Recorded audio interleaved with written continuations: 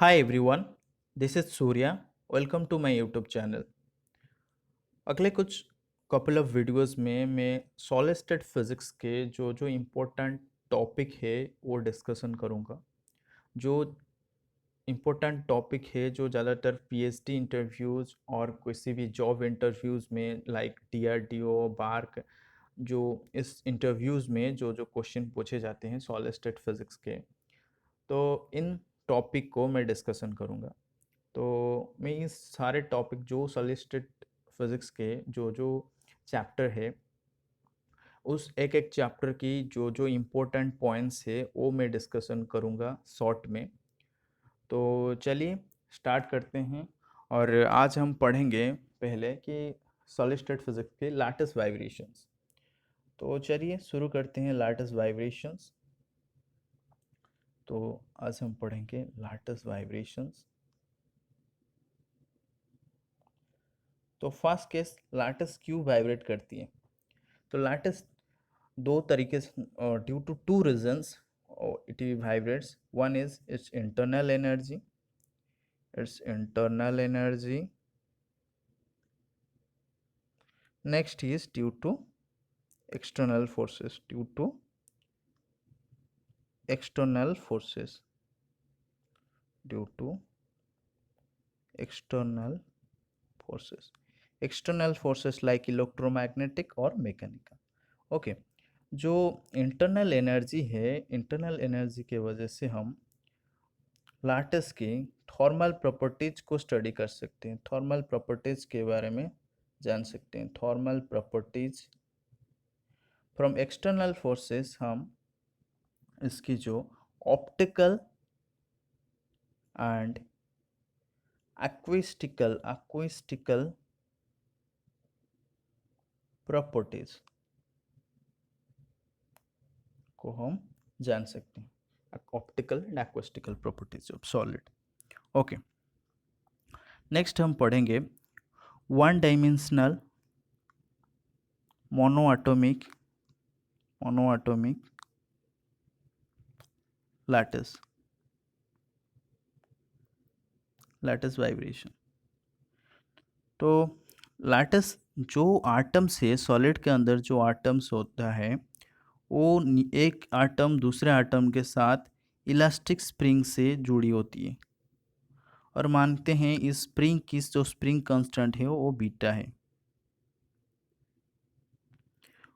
और ये जो आटम है ये यूएन आटम है, सॉरी ये nth आटम है, ये nth आटम है और ये n+1 आटम और ये n-1 आटम। ओके, इसकी अगर हम रिलेशन को सॉल्व करें, एनर्जी रिलेशन को, देन हमें जो डिस्पर्शन रिलेशन मिलेगा वो क्या होगा। डिस्पर्शन रिलेशन जो होगा, डिस्पर्शन रिलेशन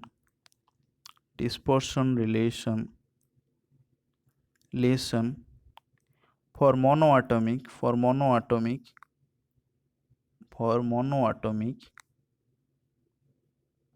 क्या होगा, omega equal to 4 beta by M square root of 4 beta by M sine K A by 2 mod. Okay, तो फॉर लॉन्ग वेवलेंथ limit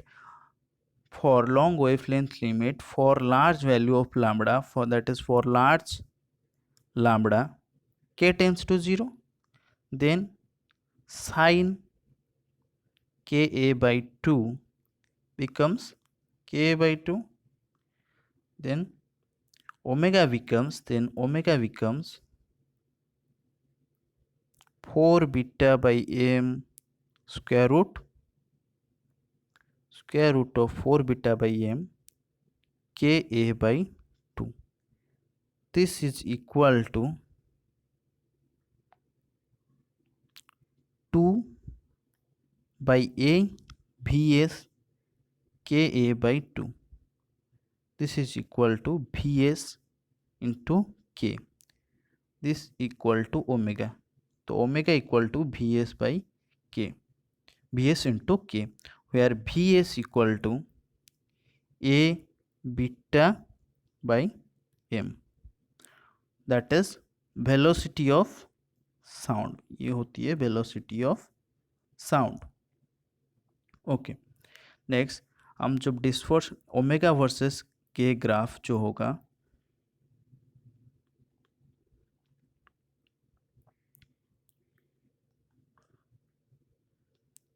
वो ग्राफ इस तरह से होगा कुछ,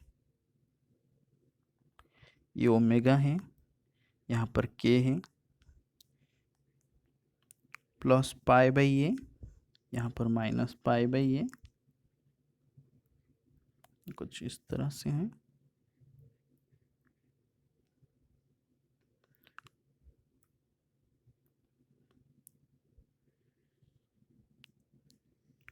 ओमेगा के जो ग्राफ है वो इस तरह बनेगा। But for large wavelength limit then ये लीनियरली ओमेगा जो है वो के साथ लीनियरली वेरी करेगा। For large, for normal case it will vary sinusoidal, but for large wavelength case omega varies with k, that is linearly, it varies linearly. Okay, now and for large wavelength limit is also known as the dispersive medium, is known as the non dispersive medium. Okay, now हम पढ़ेंगे phase velocity. Phase velocity क्या होती है? Phase velocity, phase velocity, the speed of the speed of phase of a wave is known as phase velocity, is called phase velocity. तो phase velocity जो होती है vp होती है omega by K. Then group velocity, group velocity, group velocity क्या होती है? क्या होती है? The velocity, the velocity, the velocity with which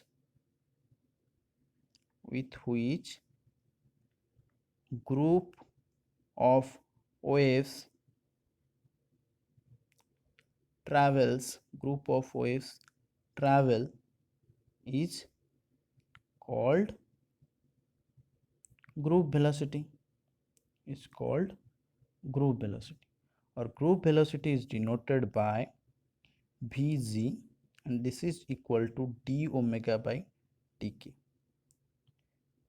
So for non-dispersive medium, for non-dispersive medium, for non-dispersive medium, non-dispersive medium, that is for lambda, that is for large value of large value of large value of lambda, इस case में Vg equal to Vp equal to Vs। जो group velocity होती है ये phase velocity के equal होती है और ये वेलोसिटी ऑफ साउंड के इक्वल होती है।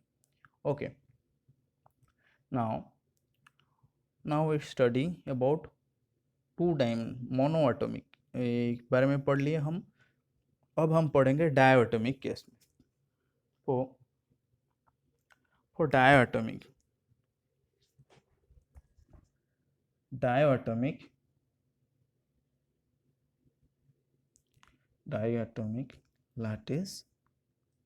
lattice vibrations,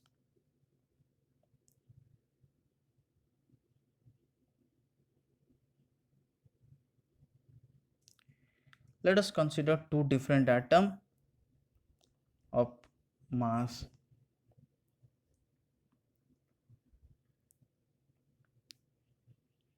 इसकी मास जो होती है, इसकी मास स्मॉल है और इसकी मास कैपिटल है।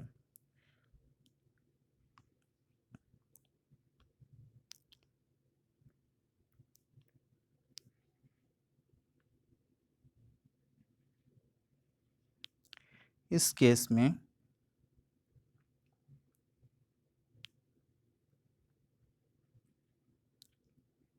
उसकी मास कैपिटल है।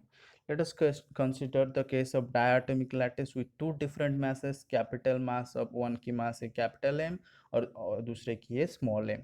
इन केस में जो डिस्पर्सन रिलेशन ग्राफ बनेगी ये कुछ इस तरह बनेगी, ओमेगा वर्सेस के ग्राफ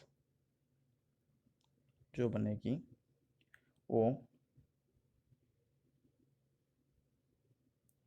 यहाँ पर ओमेगा है और ये क्या है, के है। For diatomic case there will be two branch. In monoatomic case there will be only one branch, that is acoustical, but for diatomic case there will be two branch, that is one is acoustical and another was optical.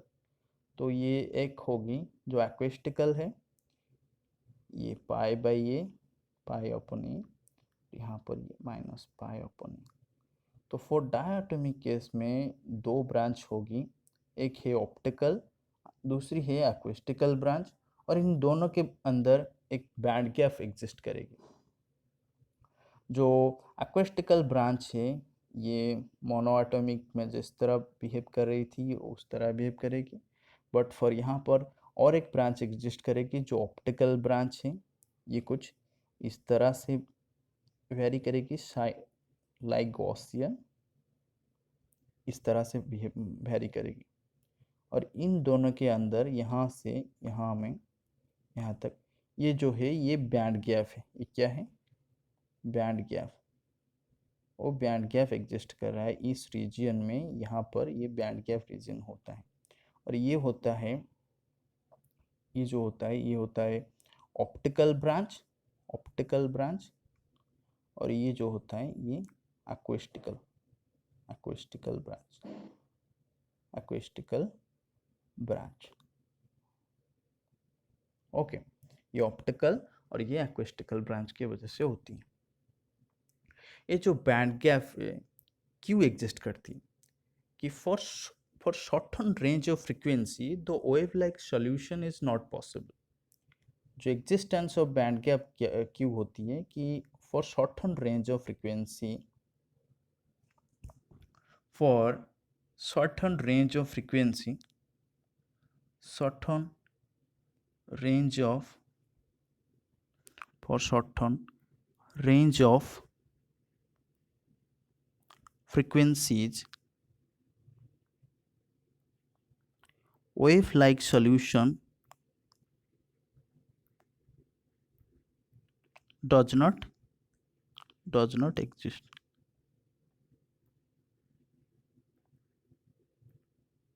तो इस वजह से band gap exist होती है। सो solid can not, इसके वजह से क्या हुआ कि solid can not vibrate with any possible with any range of frequency, wave like any range of frequency. So solid vibrates with a particular frequency, it cannot vibrate with all frequencies।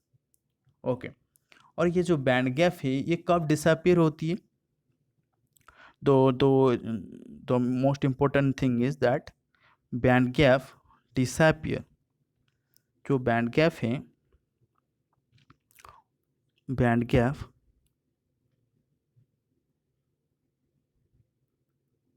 वो कब disappear होती है? जो when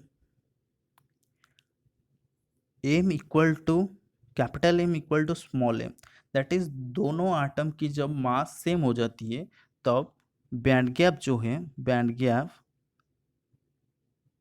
disappear, disappear हो जाती है।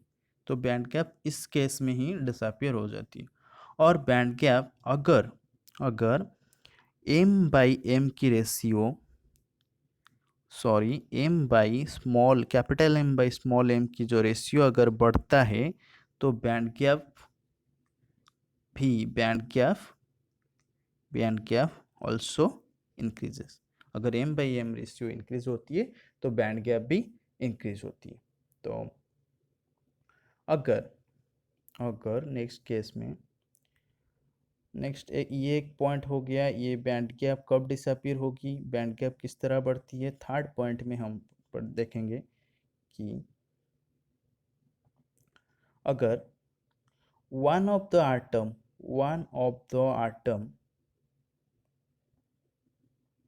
becomes much more heavier, becomes much more heavier than other, that is when m capital M, that is when capital M becomes very greater than small m, इस case में क्या होगा, dispersion relation में क्या changes होगा। ये question आती है कि अगर कोई आटम डायटोमिक लैटिस वाइब्रेशन में एक आटम की मास इनफाइनाइट हो जाती है दूसरे आटम की मास की कंपैरिजन में, तो डिस्पर्शन रिलेशन में क्या चेंजेस आएगी। तो इसमें तो डिस्पर्शन रिलेशन में जो चेंजेस आएगी वो क्या हो जाएगी, डिस्पर्शन रिलेशन में जो चेंज आएगी, तो हमारे डिस्पर्शन रिलेशन जो था इसमें क्या हो जाएगी, जो हमारी डिस्पर्शन रिलेशन था पहले से, इसमें अब क्या हो जाएगी, ये जो हमारी एक्वेस्टिकल ब्रांच थी, ये जो हमारी एक्वेस्टिकल ब्रांच थी, ये अब क्या हो जाएगी, ये अब के के साथ लाई करेगी, और जो ऑप्टिकल ब्रांच थी वो अब के एक्सिस के साथ पैरेलल हो जाएगी। तो क्या हो जाएगी, बैंड गैप अब डिस्पर्शन रिलेशन कैसे बिकम्स, डिस्पर्शन रिलेशन कुछ इस तरह दिखेगी। जो डिस्पर्शन रिलेशन है यहाँ पर ये है पाई बाई ए, और यहाँ पर है माइनस पाई बाई ए, और यहाँ पर ये हो जाएगी, ये जो हो जाएगी ये हो जाएगी ऑप्टिकल ब्रांच। ऑप्टिकल ब्रांच क्या हो जाएगी अब, के एक्सिस से पैरेलल, ये के यहाँ पर ओमेगा, और जो एक्वेस्टिकल ब्रांच थी वो के एक्सिस के साथ लाई कर जाएगी। ब्रांच जो एक्वेस्टिकल ब्रांच है, ये एक्वेस्टिकल ब्रांच है, जो रेड लाइन है ये एक्वेस्टिकल ब्रांच है, ये एक्वेस्टिकल ब्रांच के एक्सिस के साथ लाई करेगी, लाई अलोंग द के एक्सिस एक्वेस्टिकल ब्रांच, और ऑप्टिकल ब्रांच जो होगी वो पैरेलल टू के एक्सिस रहेगी, और इन दोनों के अंदर जो रीजन रहेगा ये हो जाएगा हमारा बैंड गैप। ये जो रीजन है ये होगा हमारा बैंड गैप, तो ये हो जाएगा हमारा बैंड गैप। ओके, तो ये हो जाएगा हमारा बैंड गैप। अगर and one more important thing is that, ना हम पढ़ेंगे फोनोन के बारे में। तो फोनोन क्या होता है, तो फोनोन जो होता है हम पढ़ेंगे फोनोन। फोनोन तो पता है, फोनोन क्या होती है, क्वांटा ऑफ एक्साइटेशन ऑफ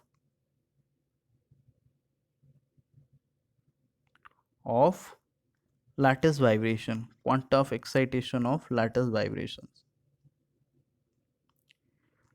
जैसे ही टेम्परेचर इंक्रीज करेगा तो नंबर ऑफ फोनोन्स क्या होगा, वो इंक्रीज करेगा, नंबर ऑफ फोनोन्स जो है वो इंक्रीज करेगा।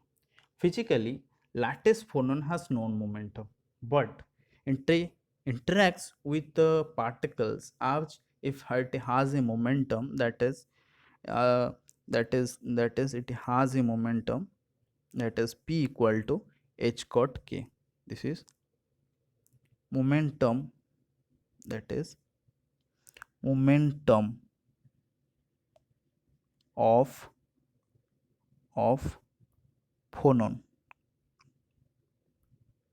तो ये थी हमारी पूरी आज की क्लास की, कि हमने देखा यहाँ पर कि जो मोनोएटॉमिक केस में बैंड गैप एग्जिस्ट नहीं करती है और डायटोमिक केस में बैंड गैप एग्जिस्ट करते हैं इस तरह से।